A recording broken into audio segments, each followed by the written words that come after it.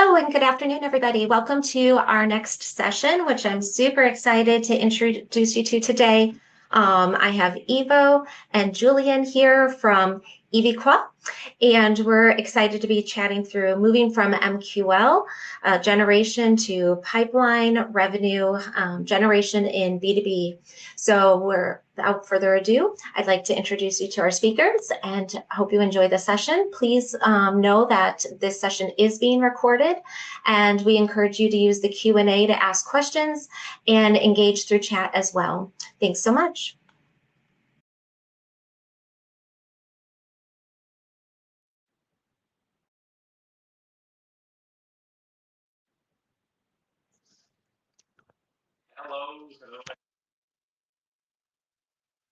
Hello. My name is Ivo Campos, and I am here with my co-founder, Julien and Hennico. And today we want to talk about how to move from MQL generation to pipeline generation in the B2B area. So let me quickly share my screen, and this way I will be able to talk about that. Cool, so here are our nice pictures. So before we start, very quickly, feel free, please, to leave any question in the chat, in the Q&A, and we will try to reply. If we are not able to reply, we will make it later. So feel free to leave your questions, and we will try to reply as much as possible. Before we start, thanks again to all the partners and that are helping to have this amazing event. So happy to have you there.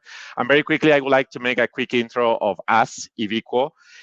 We are the marketing operations partner for B2B scale-ups. What we try to do is to connect the marketing actions and the marketing strategy with the business results. We mainly use the tools that you can see there, HubSpot, Salesforce, and Account Engagement. But it's true that also we use a lot of technologies and a lot of tools that we try to connect to the marketing strategy. So entering in on the topic, the MQL is dead. This is not new. No, this is for sure. It's not the first time that you hear that. It's not the first time. It's not the first session that you go to discuss about this. And we can see, if we go to internet, we will see a lot of people talking about that, talking about this topic, giving advice. And even we can see it in the numbers. We can see, and this is a study from Maduku that shows that even though the companies, they accomplish 100% of their MQL goals, only they accomplish around 30% of their pipeline goals. So this is something that it should be happening, but it's not happening. And why? We still see a lot of B2B marketers that are taking their own KPIs. We still see a lot of processes, disconnection between sales and marketing. And the reason why we think we need to come back here and talk about this topic is because we think that marketers need concrete steps. So we bring our experience based on the companies that we work, and we want to suggest 3 different steps to go from MQL to pipeline. The first one is to move from lead qualification to account qualification, move from trying to qualify and decide what is the highest quality of the lead, to really center on what is the center of the sales team, which is the account. Then move from lead assignment to sales cycle tracking. So on this, what we want is the marketers to stop just saying, okay, my job is just to deliver a lead to a sales, to really track the whole sales cycle, to understand what is happening with the leads. Do they convert? Do they don't convert? Why they don't convert?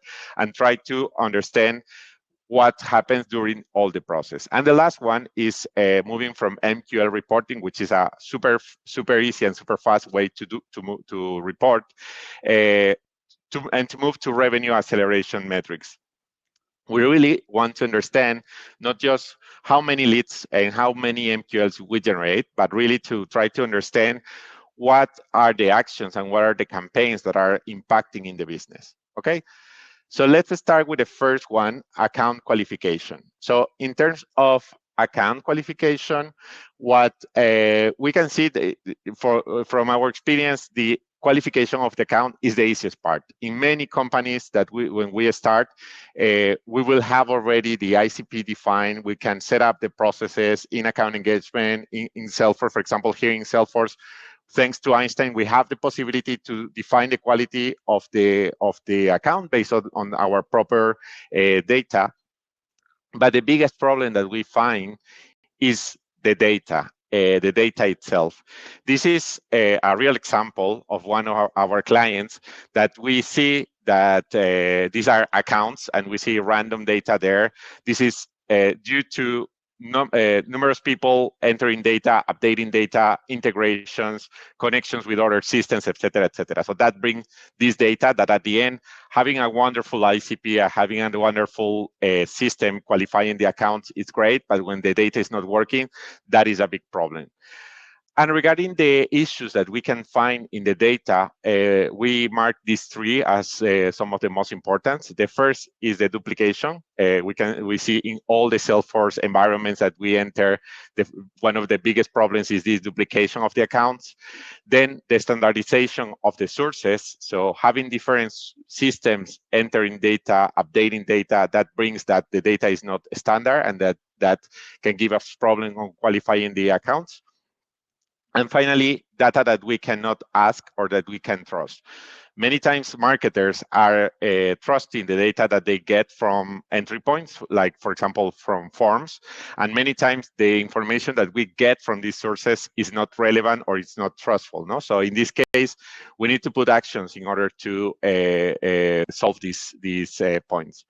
And I did a spoiler, how we can solve it, thanks to data enrichment. And entering on this point of data enrichment, the first suggestion that we will give is first, let's try to always focus on the accounts. Many times when we start using a data enrichment tool, we start trying to say how many contacts, how many leads I can enrich with this data enrichment tool. But this is an example of a study that we did with some clients where we try to match their accounts, their real accounts and contacts with the data enrichment databases. And what we can see is 90% of the accounts were matched, while only 28% of the leads and contacts were matched. So here we come back to the previous point. Let's start focusing on the accounts. Here is the real object that we need to focus. And then later we will look the ways to enrich and get the data for the leads and the contacts.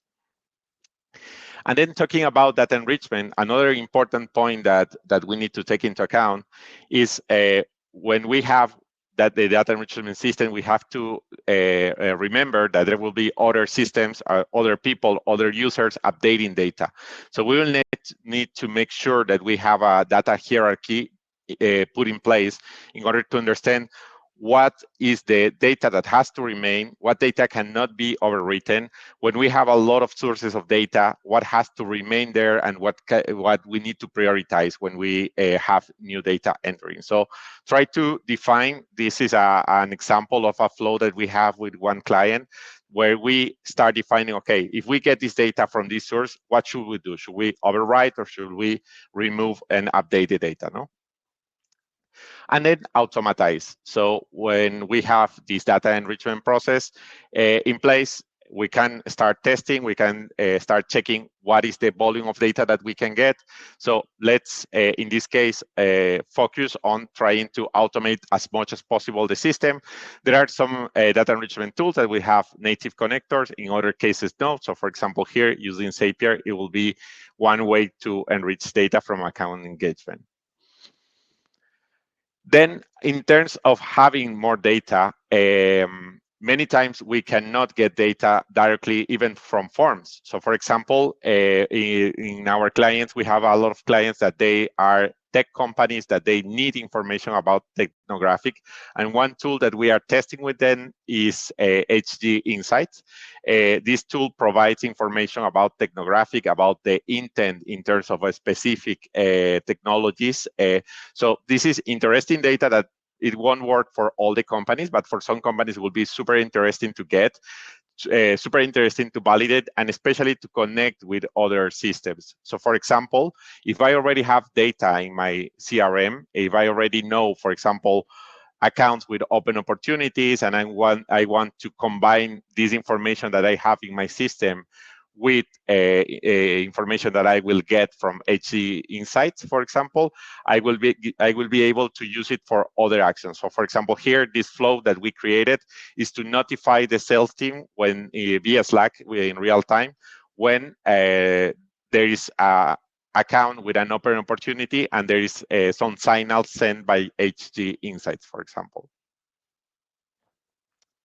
So summarizing the process of the data enrichment, what we will do is to prioritize the data, then identify all the sources, how I can get more data, and finally automate. So the success is going to be to have the account enriched.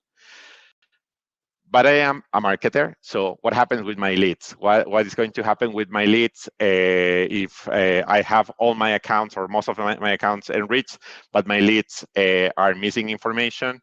So what I will need to do in this case is to connect the account with the leads. No, so in this case, we have all here the people that use account engagement. We are lucky because we have the possibility to add this lining component to the account page layout and show to the users what are the leads related. That can be easily activated using only the matching rules, the standard matching rules in Salesforce. However, one problem, one issue that I will find here is that even though I will be able to see these leads, I won't be able to create any relationship between the account and the lead with this feature. So what I am looking here when I say relationship is really to create a relationship between the account and the lead, to have a lookup relationship, and in this way to make it possible for the lead to take information from the account, to be enriched thanks to the information of the account, and to understand what is happening with other records that are related to this account. No? So in this case, I will need to create a flow in order to build this account lead relationship. So when we talk about account and lead relationship, and when we start defining the ways to build this relationship, the first and starting point is the website. Is the best way to find the relationship between a lead and an account. I have a professional email, I have a website in my account, or I will be able to match. But in this case, again, coming back to the data, something that we find very frequently is that the information, the data that we have in the website, for example, is not going to be put in the same way. And we have here the example of different ways that we have found the information. So if you want, you can scan this QR code, and in this QR code, you will find a formula that with this formula, you can create a formula field in Salesforce, and that will standardize the website so that it will make easier for you to match the leads and the accounts. And then let's try to go deeper. What I mean with that is we have this relationship, is the website, is the easier way. We can start combining with other elements between the account and the lead. Think about other ways how I can compare and how I can get this match. In flows, it will be more difficult to use fuzzy matching. But in this case, what I can do is think about other properties that I can use, like, for example, the company name, like, for example, the phone number, the zip code, etc. Different elements that will tell me that this lead is really related to the account. I can create different priorities, so I can start really quickly defining the matching based on the website, and then later to continue with the other elements. No? So coming back to the data enrichment process here, basically, I will prioritize the data, what data I need. I will get more data, and then I will automate. And as we were looking before, it is possible to enrich your account and the leads. So what we will have as an outcome of this. So basically, this is how we start when we start a project of qualification. This is how we start presenting the concept to our clients. So thanks to all the entry points, thanks to the enrichment, what we will be able is to categorize and give a priority of the accounts. Here, even we can define the accounts which are non-target, because it is interesting also to define what accounts are not relevant for us, not relevant for our sales team. And then The lead and the contact, what it will give us is more information about the level of decision that these records will have in the process of buying or the sales cycle, no? And then with all the combination of elements, it's how we are going to make it possible to define a grade and to understand what is the quality of the record. Great. So, do you want me to share my screen, Ivo, maybe? Yes. Cool. Here we go. Awesome. So now that we know what are the accounts that we want to chase, and we're able to have this vision of the lead and account that we are getting in front of us, important thing is to switch as well the mindset and saying, okay, I'm not anymore only assigning leads and sending leads to my sales team. I need to work with them, and we need to work as a team on understanding what's happening and how to push the conversion and the funnel toward the opportunity and the revenue, right? This is, I would say, like the second bucket of what we try to implement when we are working on this type of concepts. So first thing first, we need to break the silo, right? So as I said, it's not only a matter of generating leads anymore, it's a matter of what do we do as a team with those leads. So now that we know how to recognize our leads, our accounts, we've got them classified per tier, we understand their interest, low interest, high interest, and everything. So we are able to build our buckets, let's say. And this is an example, but it can really depends on your company, and each company is different. But let's say, and take the example of your list of top accounts. So when you've got your list of top accounts, then the idea is to really list all the actions that we're going to do as a team to go for them, and who is the owner of that, what the sales team will do, what the marketing will do. So maybe sales team will go and chase and for sourcing more contacts there. The marketing team will maybe organize some very specific niche events, do some retargeting on page, or building some collaterals for that. But at the end, we need to have an agreement on what are the actions we're going to do for that and what are the SLA for each bucket.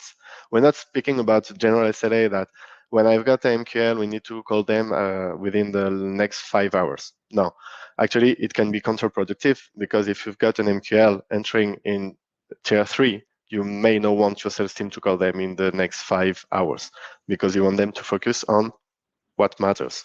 So here it's important to define a different SLA with your sales team depending on the bucket, and so number of touch points, time to reach them, and who is going to do what. Okay. Once you've got all this aligned, then it's the moment to measure and monitor these SLAs, right? So for marketing, we know how to do that. We've got our tools, product, and everything. But if you want to understand when the sales team is contacting with our prospects and how much they are contacting with them based on what we define, then what we normally do, we try to capture, depending what tool they're using, Salesloft, Outreach, Gong, whatever, we try to capture all the activity they are doing on their prospecting tools inside Salesforce, obviously, in the activities, right? And then we use a rollup tool. We normally use declarative lookup rollup summary, which is free. It's an extension in Salesforce that enables basically to roll up anything on any object. So here, what we normally do at lead and contact level is roll up the activity the sales team is having with each lead and contact. And we also normally do 2 types of roll-up: the total number of touch points they're having with the lead, and the total number of high intent touch points, like calls and meeting, which will give us as well the quality of the contact, right? So when we've got that, then we really build the graphs and build the dashboards based on the buckets we define and the SLA we define for this bucket, to see if we are on track with our SLA, or if there is anything off that we need to fix and review with the team. Okay. Next one.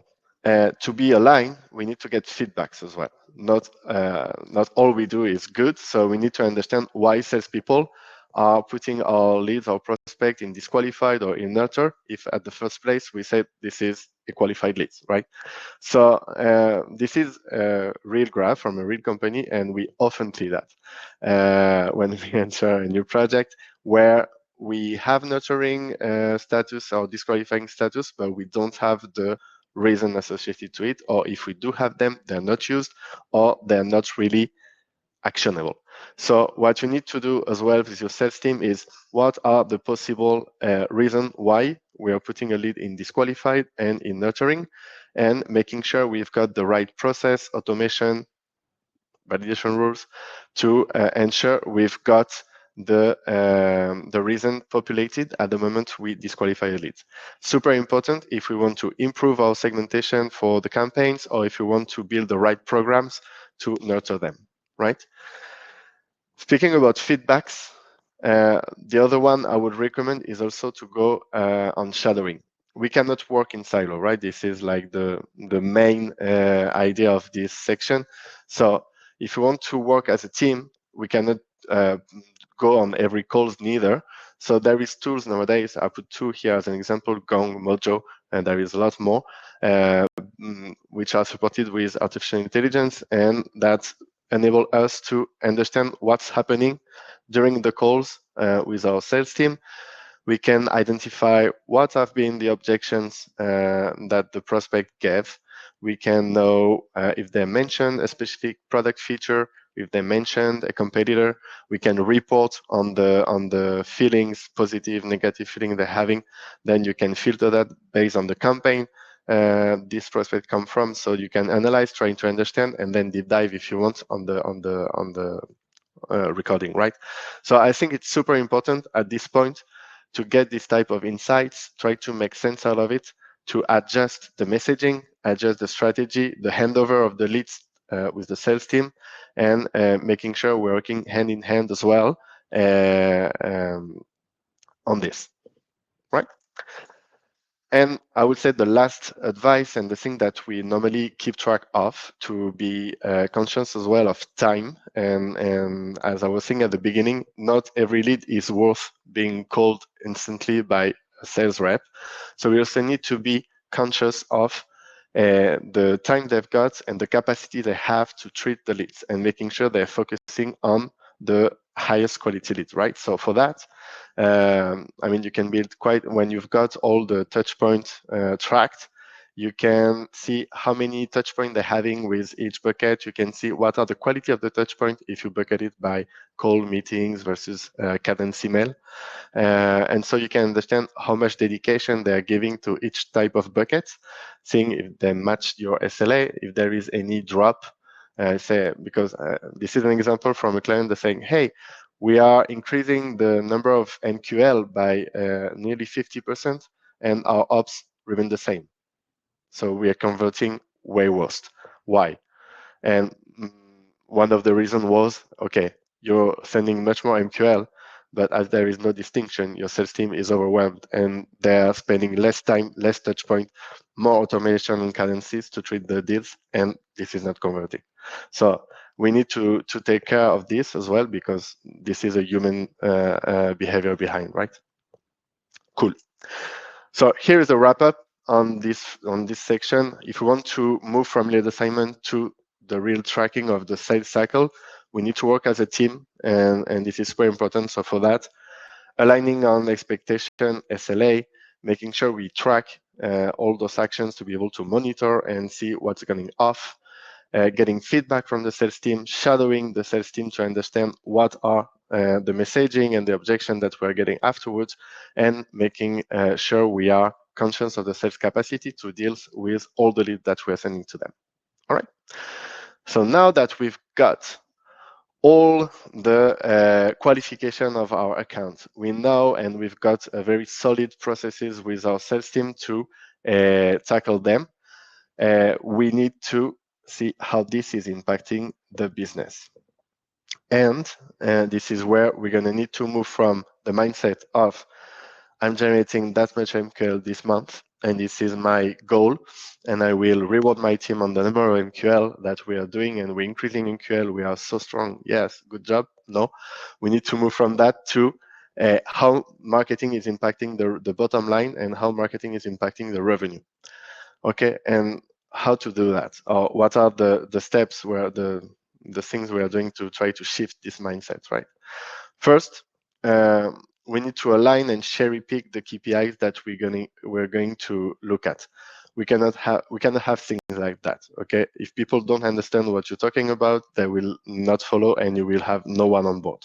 So, first things first, I think it's super important to align all the stakeholders, like sales director, revenue director, CEO, marketing director, on the definition of the KPIs. What are the KPIs we're going to track? What is the definition behind it, and how we're going to track it? Just to make sure that everybody is on the same page and will be happy to listen and read the same story.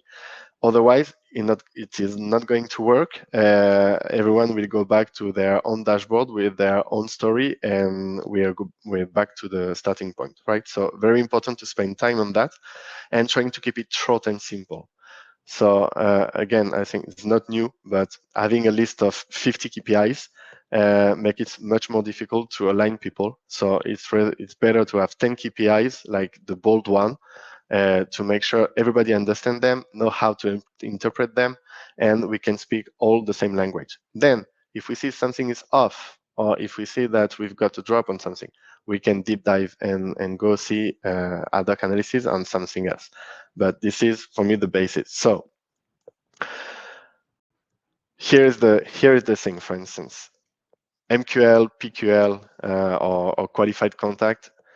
It's still important to keep track of it, to understand the top of the funnel. We don't say it's not important, but we need to shift the importance we give to them. And what's important in the B2B landscape, where we're all working, is what are the accounts that I'm succeeding in activating, right? How many accounts did I activate from my marketing campaign? What is the pipeline I generated on the pipeline I won, right? So for that, I mean, this is example, right? Depends on each and every company. But and a very clear example on that is we had a client that they are working on very enterprise clients, and they're doing a lot of marketing events and webinars and things. And there is a lot of employee of the same company registering to the webinars, going to the events. So at the end, they might generate, let's say, for an event, the minimum 100 MQLs from this event, but from those 100, really there is only 60 companies, because there is 3 people from this company, 4 from the other, 5 from the other. So if you're expecting your 100 MQL to be able to generate 100 opportunities and 100 opportunity of pipeline, it's completely wrong. What you need to look at is, okay, from those actions, how many accounts actually I get in front of the salespeople. And yes, I might have more people inside an account, which is more opportunity to push for the negotiation. But it's definitely your opportunity and your revenue will not be aligned with those numbers, and the conversion neither. Okay, so keep it aligned with what you can expect to happen. So what about email, open, click-through rate, ebook downloads, page view? All of this, what do we do with that? Still interesting. I mean, we still need to keep track of those metrics. I think it's interesting for the tactical teams to be able to drive their strategy, understand where they can improve their creatives, their content, understand, what can be improved to generate more leads. Okay, that's fine. But what we don't need to show that to the exec board, or to take decision on what marketing is driving, right? We need to understand maybe what's come from inbound, maybe from a bold tactic like paid. Okay, cool. Do I need to understand the CTR or the CPC things at the big level stage? No. So we need to make sure as well what KPI we're showing to which stakeholder, and what we need to look at which moment. And this one is one of my favorite KPI that I hate, lead source. Lead source. We see it everywhere. And this is my very own personal opinion, but we don't care. Why don't we care about lead source? Because lead source will tell you how the lead enter your database. Cool. I mean, might be interesting for ad hoc analysis. But what you really care is what is the action, what is the channel, what is the campaign that actually make your lead sit in front of the sales reps. And lead source often might not be the case. And even more in the case where you're dealing with enterprise mid-market company with long sales cycle. So you might have a lead created last year that finally will be ready to sit with a sales rep this year. So do we really care if they downloaded an ebook last year and assign that as a lead source for our opportunity and the rest? My answer, no.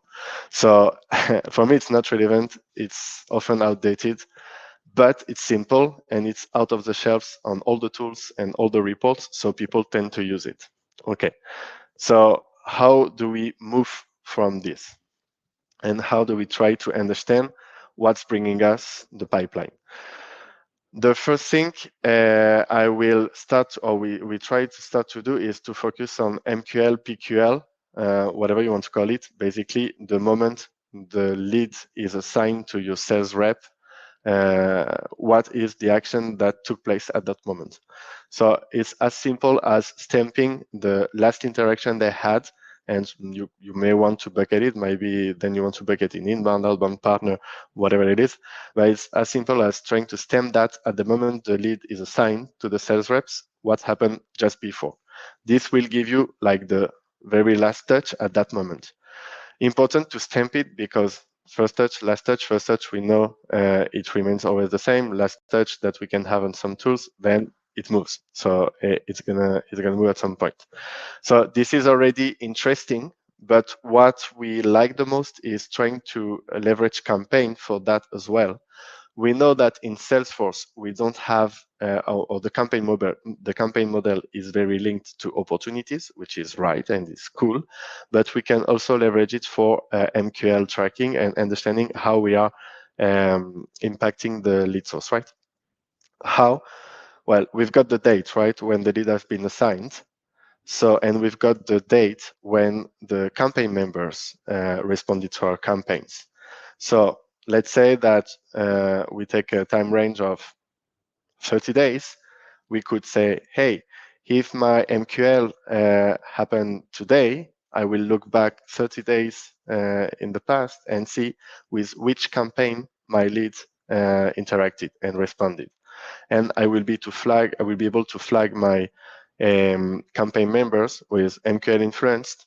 So we normally do that with a normal formula checkbox Boolean. And so you will be able to see what are the campaigns that actually influence this MQL.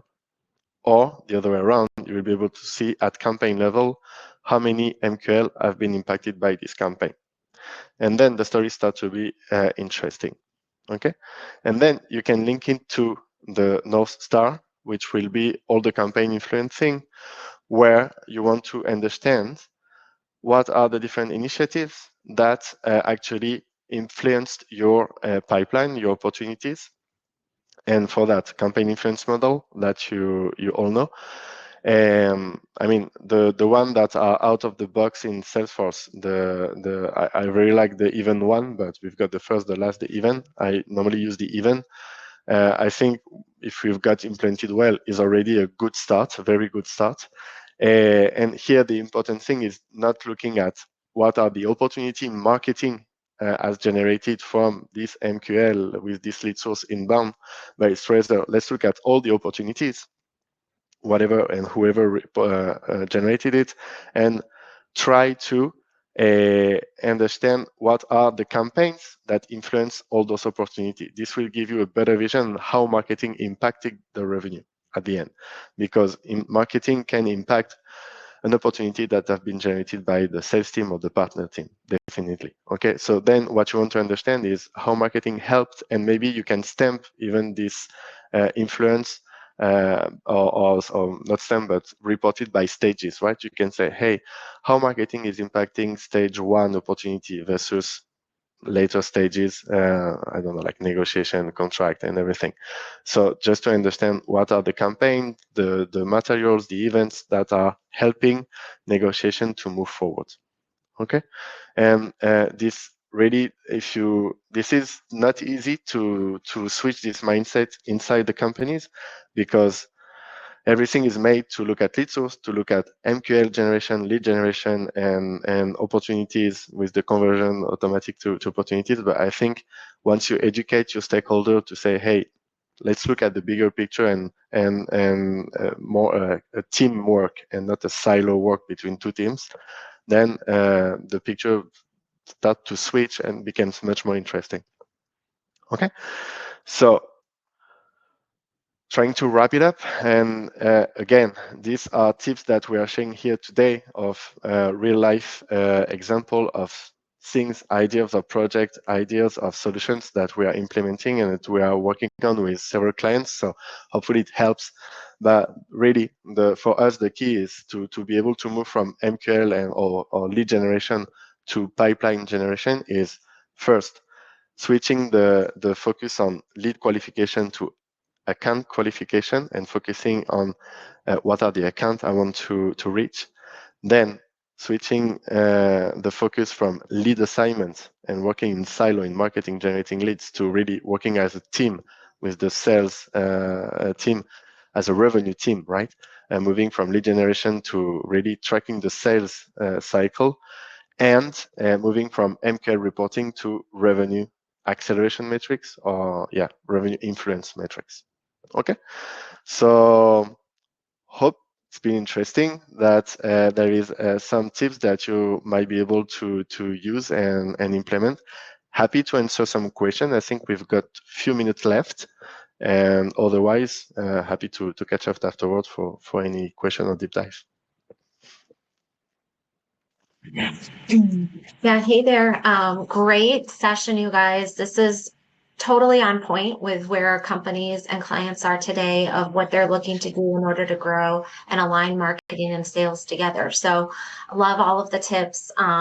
We've got a lot going on with chat right now. Michelle says that these are amazing tips, helping me shift my mindset, as she's actually currently working on the 2024 campaign reporting and defining the metrics of interest. So everyone loves KPIs, and giving a tried and true on what KPIs have been successful, and separating that with executives and internal teams is really helpful. So thanks for providing that. Huguette says, how can we get started creating the campaign influence on account activation dashboard that you just showed? Interesting. I would say that when you want to work on campaign influence, there is a few steps to follow. First is aligning on the campaign structure, what it is that you're going to put in campaigns. We want to go away from putting touch point in campaigns, or only putting each and every channels like organic, paid, blah, blah, blah. I think it's really want to capture initiatives, or this is my point of view at least, and trying to be relevant on the campaign structure, and then make sure you put all the leads and all the action in the relevant campaigns to have like the basis. You also need to be able to distinguish between the status, right? The campaign status is not the same to send an email to a customer than this customer clicking on the email and submitting a form. The action and the influence is not the same. So you need to be aligned on what it is that you're going to track as a response in the campaign. And then the rest is quite easy. You've got all your campaign influence settings in if you've got account engagement product, you've got those 3 models out of the shelves available in Salesforce that you can activate and set up. Well, I just want to have an influence if this campaign has interacted in the last 6 months, or if they've got this and this status. So you can do that. And afterward is, we normally use CRMA to build those dashboards, because it's quite handy, as you can mix data from Pardot, data from Salesforce, and do more competing stuff. But then you've got your marketing influence model, and you can quite easily understand what it is that impacted the opportunity and the accounts. Mm-hmm. Awesome. Guys, I have another question here from Ashley. She put this in the Q&A, which I've answered a little bit, but maybe you might have more that you'd like to add on to regarding what fields you should pull from the converted metric in a report if a lead becomes a contact, and what standard versus what are custom fields that maybe you would recommend for KPI reporting. Okay, interesting. What we normally pull from as a matrix is the the date of the life stages. We normally stamp when a lead become a lead, an MQL, an SLA, an SQL, and bring that to the contact, so it's easier as well to build the reporting afterward, and the sources. So first and last conversion can be interesting, but as I said, the conversion touch point for me is the most interesting one to keep track of, even after conversion. And what we try to do as well is normally to replicate, depending on the strategy of your company.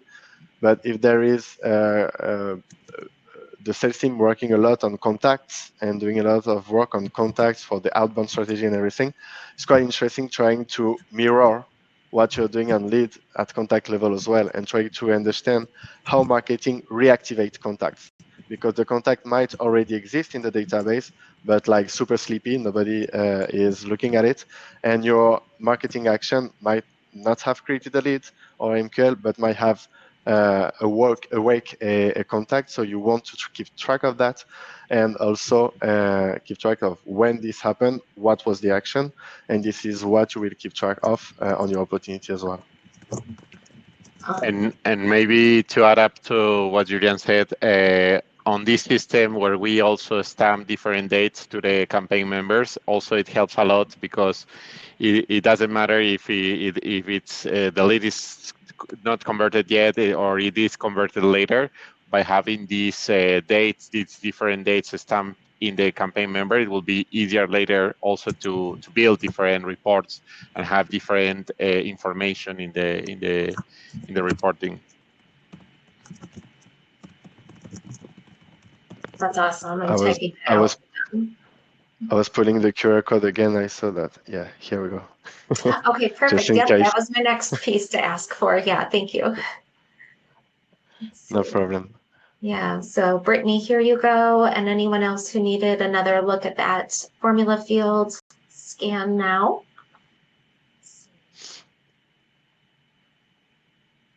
Right. We have about 2 more minutes for any additional questions. If anyone would like to add anything to the Q&A, we have a little bit of time remaining before the next session. Maybe on the question that you get made on the how to build the campaign structure, one of the 2 years ago, I think we did a session in Part Dreaming, when it was called Part Dreaming, about how to build the campaign structure. So also it could be interesting if you could check this session, because it's really entering in the detail on how to build the campaign structure, all the steps to follow. Yeah. The important thing on campaigns is really, I mean, I think it's like the list. Sorry, this is the object that Salesforce take care of the list in Salesforce, and all the objects are really built as a database. But the campaign and the campaign object is built as, I would say, a marketer will see it with folder inside folders, which is quite messy when you want to use it in the report or use it in an actionable way as a database. So really, my main advice here is don't use parent campaign or very on the cherry pick use case. Really use custom fields to qualify your campaigns. If you want to qualify, this is a campaign type ebook, or for my dates, Q1, everything, don't do folder, please. Just do custom fields, so that afterward you've got a clean database that you can filter on, report on, and join with other objects more easily. That would be maybe one tip for campaign. Awesome. Yeah. Thanks for the extra tip, you guys. Thanks for the amazing session, Ivo and Julien. We really appreciate you guys. We're going to go ahead and close out this session here in the next few seconds. So just a couple of reminders. If you do have any additional questions, please feel free to reach out to them directly in the event chat. And thanks again for joining us. The next session coming up here is Opt-in Strategies 1-on-1. Thank you so much. Thanks, guys. Thank you very much. Thank you.